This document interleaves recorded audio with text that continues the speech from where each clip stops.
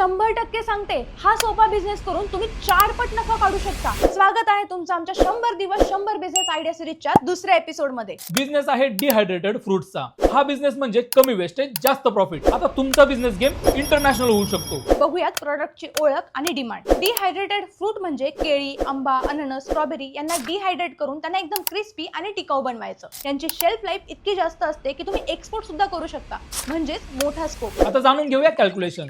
1 kilo ताजे फळ घेऊन डिहायड्रेटेड करायला तुम्हाला 100 ते 150 रुपये खर्च येईल। उदाहरणार्थ केळी, हे डिहायड्रेटेड फ्रूट मार्केटमध्ये 400 ते 800 रुपये किलोने विकले जातात, म्हणजे 4 पटीपर्यंत प्रॉफिट। आता यामध्ये टार्गेट कोण? तर तुम्ही स्वतःचा ब्रँड बनवून ऑनलाईन सेल करू शकता किंवा मोठे स्नॅक मॅन्युफॅक्चरर्स आणि हॉटेल्स यांना थेट माल विकू शकता। सेटअप बद्दल विचाराल तर अगदी किरकोळ। या बिझनेस साठी तुम्हाला एकच मेन मशीन लागेल, फूड ड्रायर किंवा डिहायड्रेटर। ही मशीन 40,000 ते 50,000 रुपयापर्यंत मिळते। जागाही फार लागत नाही। आणि हो, सरकारी सबसिडी घ्यायची विसरायची नाही। फूड प्रोसेसिंग बिझनेस मध्ये सरकार तुम्हाला मोठी मदत करतं, त्यामुळे त्याचा जास्तीत जास्त फायदा घ्या। अशा सॉलिड बिझनेस आयडियासाठी आम्हाला फॉलो आणि सबस्क्राईब करायला विसरू नका। थँक्यू।